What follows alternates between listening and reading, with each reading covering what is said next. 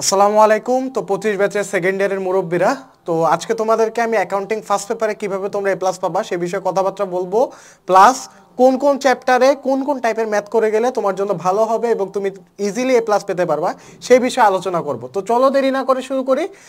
First আজকের ভিডিওতে আমরা কথা বলবো যে কোন কোন ব্যাপারগুলো ফলো করলে তুমি অ্যাকাউন্টিং ফার্স্ট পেপারে ইজিলি A+ পাবা, এবং লাস্টে আমরা এই টিপসগুলো দেওয়া শেষে আমরা সাজেশন দিয়ে দিব।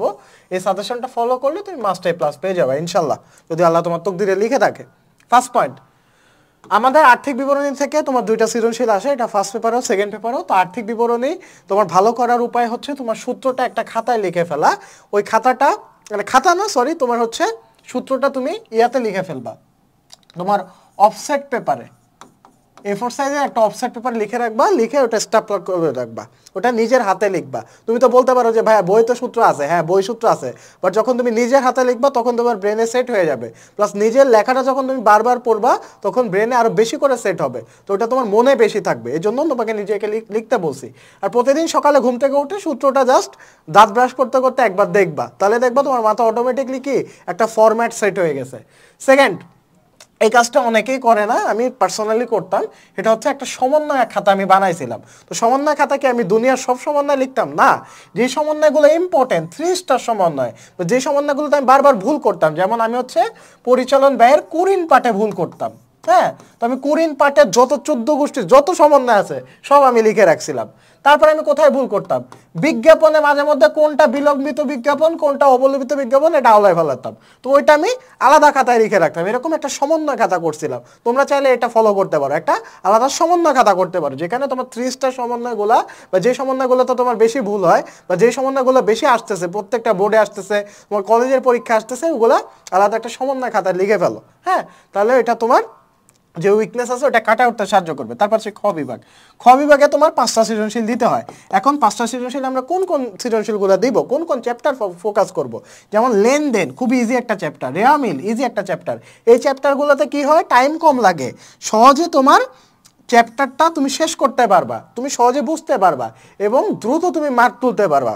তো এই টাইপের চ্যাপ্টারগুলো টার্গেট করো। হ্যাঁ, রেওয়া মিল লেনদেন এই টাইপের চ্যাপ্টারগুলো তুমি টার্গেট করো। তারপরে লাস্টে যে জিনিসটা তোমার ফলো করতেই হবে সেটা হচ্ছে practice. Practice makes a man perfect, এটার উপরে কোনো জিনিস নাই।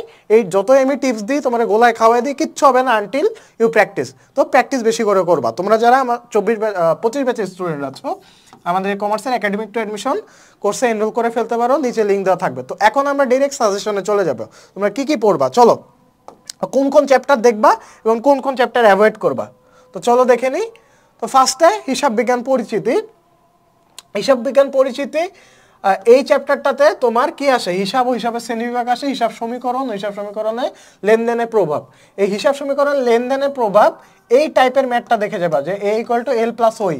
হ্যাঁ, টেবুলার ছকে যেটা থাকে দুই পাশ প্রমাণ করতে হয়। তো এই টাইপের ম্যাথ তোমার এখান থেকে আসবে। তো চ্যাপ্টার 1-এ এটা ফোকাস করবা যে হিসাব সমীকরণে লেনদেনের প্রভাব দেখো, A = L+OI প্রমাণ করো, এই টাইপের ম্যাথগুলো দেখে যাবা। চ্যাপ্টার 2, চ্যাপ্টার 2-এ তোমার কি ধরনের থাকে, কি ধরনের কোশ্চেন থাকে। চ্যাপ্টার 2-এ তোমার নগদান বই আছে, তারপর হচ্ছে ডেবিট ও ক্রেডিট আছে।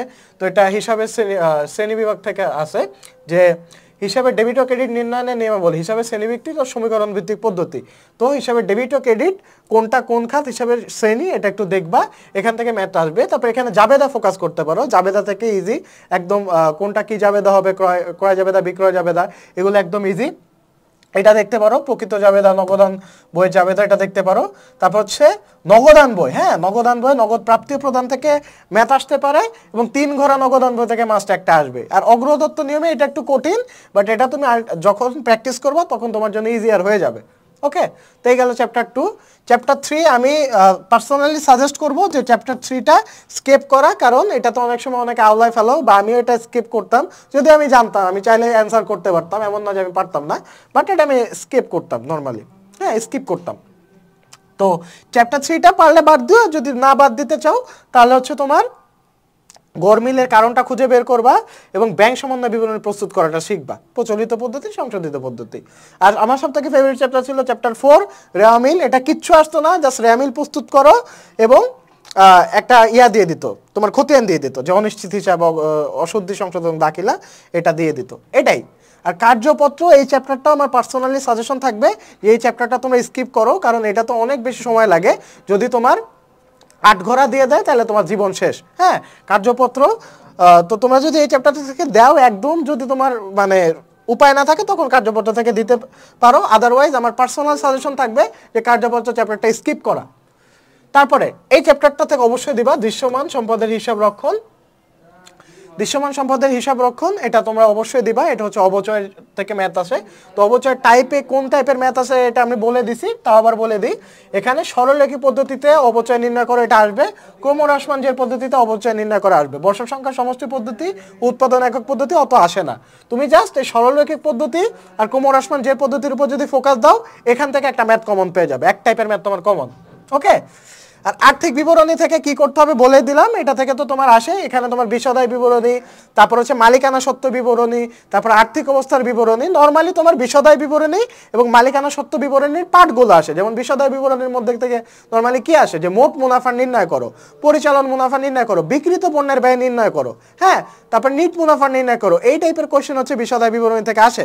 তারপর আর্থিক অবস্থার বিবরণী থেকে কি আসে, জাস্ট একটা সাইড চলে আসতে পারে, যেমন জাস্ট মোট সম্পদ নির্ণয় করো, জাস্ট সম্পদের সাইড, চলতি সম্পদ আর স্থায়ী সম্পদ, এই দুইটা সম্পদ তুমি দিয়ে দিতে পারো। হ্যাঁ, তো এই টাইপের কোশ্চেন আসবে আর্থিক বিবরণী থেকে। তো এইগুলা গেল হচ্ছে কোন চ্যাপ্টার তুমি দিবা, কোন চ্যাপ্টার তুমি দিবা না, it's totally up to you. আমার এইগুলাতে উইকনেস ছিল, তার মানে এটা না তো সেম জিনিসে তোমারও উইকনেস থাকবে। আমি জাস্ট বললাম যে কোনটা তোমার জন্য বেটার হবে। তো এই জিনিসগুলো যদি তুমি ফলো করো তাহলে দেখবা তোমার অ্যাকাউন্টিং ফার্স্ট পেপারে তোমার A+ পাওয়াটা ইজিয়ার হয়ে যাবে। তো সবার জন্য বেস্ট অফ লাক। আর যারা এখন আমাদের কোর্সে এনরোল করো নাই, নিচের কমেন্ট বক্সে দেওয়া লিঙ্ক থেকে এনরোল করে ফেলো। দেখা হচ্ছে পরবর্তী ভিডিওতে। আসসালামু আলাইকুম।